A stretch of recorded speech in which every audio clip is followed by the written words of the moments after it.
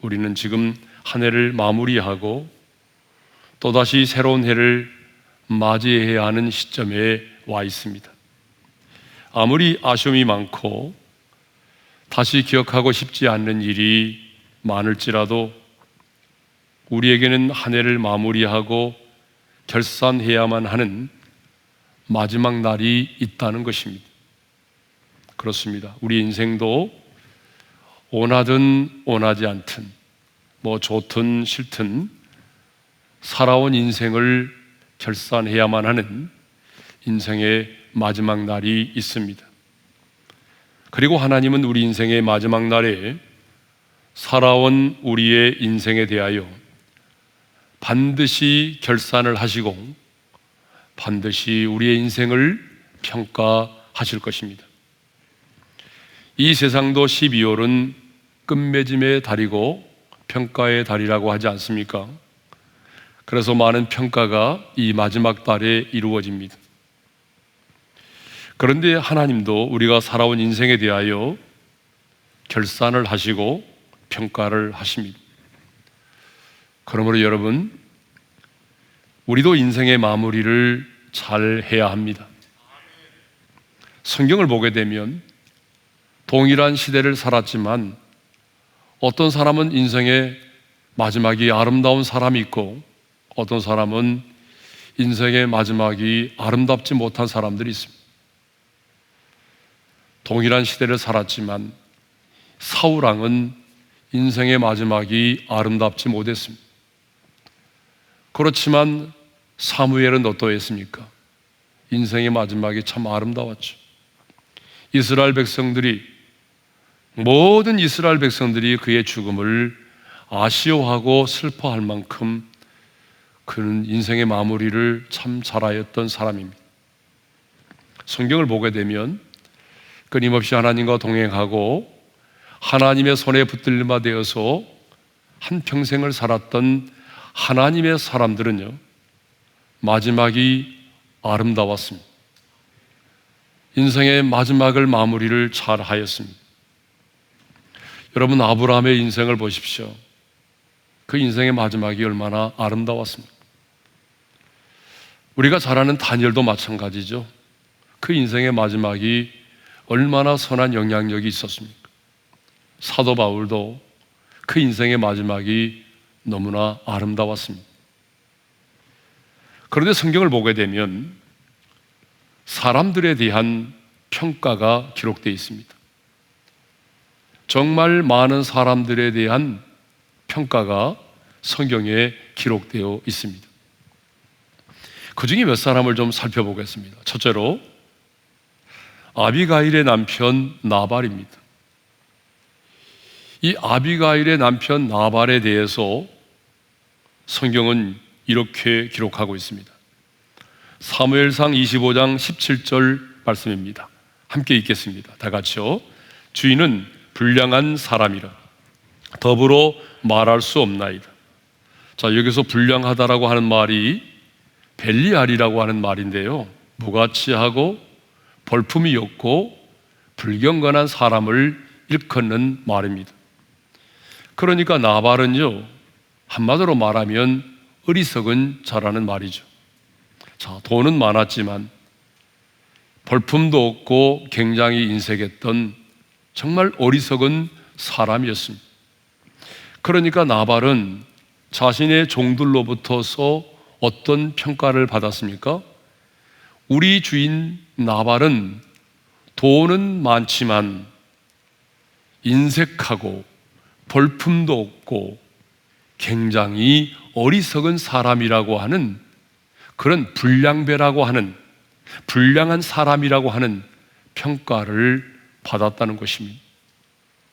혹시 여러분 직장에서 여러분 직장의 동료로부터 아니면 밑에 있는 직원으로부터 이런 평가를 받고 있지는 않습니까? 두 번째로는요, 요시야 왕입니다. 유다의 16번째 왕인 요시야에 대해서 성경은 이렇게 평가하고 있습니다. 열왕기하 22장 2절이죠. 우리 함께 읽겠습니다. 다 같이요. 요시야가 여호와 보시기에 정직히 행하여 그의 조상 다윗의 모든 길로 행하고 좌우로 치우치지 아니하였더라. 성경은 요시야 왕에 대해서 이렇게 평가합니다. 여호와 보시기에 정직히 행한 사람이라는 것입니다. 하나님 보시기에 정직한 왕이었다라고 평가하고 있습니다. 세 번째로는 여로보암 2세입니다. 여러분, 여로보암 2세는 무려 41년 동안 왕으로서 재직했습니다. 41년 동안 이스라엘 나라를 다스렸던 왕이에요. 그러면서 수많은 업적을 남겼습니다. 가장 뛰어난 업적은 빼앗겼던 영토와 지역을 되찾음으로 북이스라엘의 역사에서 가장 넓은 영토를 보유했던 왕입니다. 뿐만 아니라 이스라엘 역사에 가장 경제적인 부흥과 번영을 누리도록 했던 왕이 바로 여로보암 2세입니다. 그러니까 여러분, 그 백성들의 입장에서 보게 되면 정말 대단한 업적을 이룬 사람이죠. 예? 이런 업적을 남긴 왕이 어디 있어요? 예? 하지만 성경은 여호와 보시기에 악을 행한 왕으로 평가를 하고 있습니다. 여러분, 열왕기하 14장 24절의 말씀을 함께 읽겠습니다. 다 같이요. 여호와 보시기에 악을 행하여 이스라엘에게 범죄하게 한 느밧의 아들 여로보암의 모든 죄에서 떠나지 아니하였더라. 하나님은 여로보암 2세를 어떻게 평가하셨습니까? 여호와 보시기에 악을 행한 왕으로 그렇게 평가를 하셨습니다. 그렇다면 하나님의 평가의 기준은 무엇일까요? 하나님의 인생의 평가 기준은요, 이것입니다. 하나님 보시기에입니다. 하나님 보시기에. 사람들이 보기에 어떠한 인생을 살아왔느냐가 아니라 하나님이 보시기에 어떠한 인생을 살아왔느냐, 하나님은 이것으로 평가를 하신다는 거죠. 그러므로 사람들 보기에는 아무리 위대한 업적을 많이 남기고 선하게 살아온 것 같을지라도 하나님 보시기에 악을 행한 자라면, 하나님 보시기에 악을 행하고 선하게 살지 않았다고 한다면 하나님은 그의 인생을 선한 인생이 아니라 악한 인생으로 평가를 하시는 것입니다. 반면에 사람들 보기에는 왜 그렇게 살아야 하는지 이해가 되지 않을지라도 하나님 보시기에 아름답고 선하면 하나님은 그 사람의 인생을 아름답고 선한 인생으로 평가를 하시는 것입니다. 또 이렇게 말하면, 아니, 어떻게 타락한 죄성을 가진 우리 인간이 하나님 보시기에 완전하고 완벽한 삶을 살 수 있습니까? 라고 반문하시는 분이 계시겠죠. 맞습니다. 타락한 죄성을 가진 우리 인간은 그 누구도 하나님 앞에서 완전하고 완벽한 삶을 살 수가 없는 것입니다. 그러므로 하나님 역시 우리에게 한 번도 완전하고 완벽한 삶을 살도록 요구하신 적이 없습니다. 성경은 다윗을 하나님의 마음에 합한 자라고 그렇게 평가하셨어요. 사도행전 13장 22절이죠. 다 같이 읽겠습니다. 시작.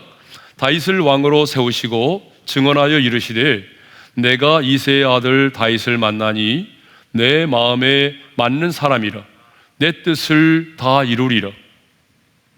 자, 하나님은 다윗의 인생을 내 마음에 맞는 자라고 평가를 하셨습니다. 여러분, 그렇다고 다윗이 하나님 보시기에 완전하고 완벽한 삶을 살았습니까? 아닙니다. 여러분, 우리도 지을 수 없는 그 엄청난 살인죄와 간음죄를 지었지 않습니까? 그런데 왜 하나님은 그의 인생을 하나님 마음에 맞는 자라고 평가하셨을까요? 죄를 짓지 않아서가 아니라 죄를 지었지만 철저하게 말씀 앞에 깨달음을 얻고 회개하고 돌아와서 하나님의 마음에 맞는 삶을 살았기 때문이죠. 그래서 하나님은 다윗을 평가할 때에 하나님의 마음에 맞는 자라고 평가를 하신 것입니다. 우리가 잠시 후에 생각해 보겠지만 여러분, 모세도 마찬가지죠. 여러분, 모세의 인생이 완전하고 완벽했습니까? 아닙니다. 모세도 그의 인생을 보게 되면 실패했습니다. 이스라엘 백성들을 이끌고 광야를 거닐 때에 이스라엘 백성들이 무리바에서 물이 없다고 불평할 때에 자신의 분노를 이기지 못해서 2번이나 지팡이로 반석을 내리쳤던 것입니다. 그래서 하나님의 거룩을 훼손하였습니다. 그렇지만 하나님은 모세의 그 인생을 정말 아름답게 평가하셨습니다. 그렇다면 이제부터 모세의 인생이, 그 모세의 인생의 마지막이 어떠했는지, 왜 하나님은 모세의 인생에 대해서 이렇게 아름다운 인생이라고 평가를 하셨는지 이제 우리 하나하나 살펴보도록 하겠습니다. 첫째로, 모세는 말씀대로 죽었다는 것입니다. 모세는 인생을 잘 마무리하고 가장 아름다운 죽음을 맞이했습니다. 정말 모세처럼 아름답고 신비한 죽음을 경험한 사람은 없습니다. 모세가 죽기 전에 하나님은 모세로 하여금 느보산에 올라서 장차 들어가게 될 그 영광스러운 가나안 땅을 바라보게 하셨습니다. 목전에 펼쳐진 약속의 땅 가나안을 바라보는 모세의 눈에는 아마 하염없이 뜨거운 눈물이 흘렀을 것입니다. 저 약속의 땅을 향하여 40년 광야를 살아왔는데 이제 꿈에도 그리던 그 땅을 바라보는 모세의 심정이 어떠했겠습니까? 그런데 하나님은 느보아 산의 정상에서 약속의 땅을 바라보고 있는 모세에게 이렇게 말씀하십니다. 4절의 말씀을 읽겠습니다. 다 같이요. 내가 내 눈으로 보게 하였거니와 너는 그리로 건너가지 못하리라. 모세는 아무런 불평 없이 여호수아를 안수아의 지도자로 세우고 백성들을 축복한 다음에 느보산에 올라와 가나안 땅을 바라본 후에 조용히 죽었습니다. 우리 5절의 말씀을 읽겠습니다. 다 같이요. 이에 여호와의 종 모세가 여호와의 말씀대로 모압 땅에서 죽어. 여러분, 말씀을 잘 보십시오. 모세가 어떻게 죽었다고 말합니까? 여호와의 말씀대로 모압 땅에서 죽었다라고 기록하고 있습니다. 모세는 나이가 들어서 기력이 쇠하여 죽은 것이 아니에요. 7절을 보세요. 뭐라고 되어 있는지. 자, 우리 7절의 말씀을 함께 읽겠습니다. 다 같이요. 모세가 죽을 때 나이 120세였으나 그의 눈이 흐리지 아니하였고 기력이 쇠하지 아니하였더라. 여러분, 이것을 보게 되면 모세는 죽을 때까지 기력이 쇠하지 않았습니다. 그러니까 모세는 암에 걸려 죽은 게 아니에요. 발을 헛디뎌서 낭떠러지에 떨어져 죽은 게 아니에요. 나이가 들어서 기력이 쇠하여 죽은 게 아니란 말이에요. 그럼 어떻게 죽었어요? 여호와의 말씀대로 죽었어요. 모세는 자기 자신을 향한 하나님의 뜻이 무엇인지를 알았어요. 하나님이 내게 주신 사명이 여기까지라는 걸 알았어요. 하나님의 뜻은 내가 이스라엘 백성들을 이끌고 가나안 땅에 들어가는 것이 아니구나. 하나님이 내게 맡겨준 사명은 여기까지구나. 모세는 죽음의 순간에 자신의 생각과 자신의 뜻을 내려놓았어요. 그리고 하나님의 뜻 앞에 순종했습니다. 죽기까지, 죽음의 순간까지 하나님의 뜻 앞에 자신의 뜻을 내려놓고 순종을 했습니다. 그리고 그 그 죽음을 받아들였습니다. 이것이 바로 모세의 위대함입니다. 여러분, 모세의 위대함은 지팡이로 홍해를 가르는 것이 아니었어요. 반석에서 물을 내는 것이 아니었어요. 진짜 모세의 위대함은 죽기까지 순종한 것입니다. 죽음의 순간까지 하나님의 뜻 앞에서 자신의 뜻과 생각을 내려놓고 하나님의 뜻을 받아들이는 것입니다. 말씀대로 죽은 것입니다. 얼마나 그의 죽음이 아름답습니까? 모세는 나이가 들었지만 그 죽음의 순간까지 뛰어난 영성과 영적인 권위를 가지고 있었습니다. 모세는 죽기 직전에 하나님의 말씀을 따라서 후계자인 여호수아에게 안수함으로써 여호수아를 공식적인 후계자로 세웠습니다. 자, 9절 상반절의 말씀을 읽겠어요. 다 같이 시작. 모세가 눈의 아들 여호수아에게 안수하였으므로 그에게 지혜의 영이 충만하니. 자, 모세가 여호수아에게 안수하였을 때 어떤 일이 벌어졌어요? 지혜의 영이 충만하게 임했다라고 말씀하고 있습니다. 지혜의 영은요, 지도자에게는 반드시 필요한 은사인 것입니다. 그러니까 모세가 여호수아에게 안수할 때에 지혜의 영이 여호수아에게 충만히 임했다라고 하는 것은 하나님께서 여호수아에게 민족을 이끌어갈 수 있는 지도력과 지혜의 은사를 주셨음을 말합니다. 그리고요, 지도의 영적 권위가 모세에게서 여호수아에게로 옮겨졌음을 의미합니다. 그리고 9절 하반절을 보게 되면 이스라엘 자손이 여호와께서 모세에게 명령하신 대로 여호수아의 말씀을 순종했다는 말씀이 있어요. 9절 하반절을 읽겠습니다. 다 같이요. 이스라엘 자손이 여호와께서 모세에게 명령하신 대로 여호수아의 말을 순종하였더라. 이스라엘 백성들은 모세에게 그랬던 것처럼 새로운 지도자로 세워진 여호수아에게 순종하였다라고 하는 것입니다. 자, 이것을 보게 되면 모세에게는 이스라엘 백성들이 자신의 말에 죽음의 직전까지도 순종할 만큼 영적인 권위가 있었음을 알 수 있습니다. 자, 이것을 보게 되면 모세는요, 죽는 날까지 뛰어난 영성을 소유하고 있었습니다. 그리고 죽음의 순간까지도 영적인 권위가 있었습니다. 그런데 성경에 보게 되면 인생의 황혼에도 아주 맑은 영성, 아주 뛰어난 영성을 가지고 있었던 또 한 사람이 있죠. 바로 다니엘입니다. 다니엘은 그의 나이가 거의 90에 이르렀지만 여러분, 영적으로 어떤 사람이었어요? 깨어 있었던 사람입니다. 굉장히 맑은 영성, 뛰어난 영성을 가지고 있었습니다. 그의 육신은 쇠하여 갔겠지만 그의 영은 그렇지 않았어요. 그의 영은 더 하나님께로 가까이 나아갈 수 있었어요. 하나님의 뜻을 온전히 분별할 수 있는 영적인 지혜가 있었습니다. 다니엘은 하나님께서 주신 그 지혜와 계시를 통해서 시대를 읽을 줄 아는 영적인 안목이 있었던 것입니다.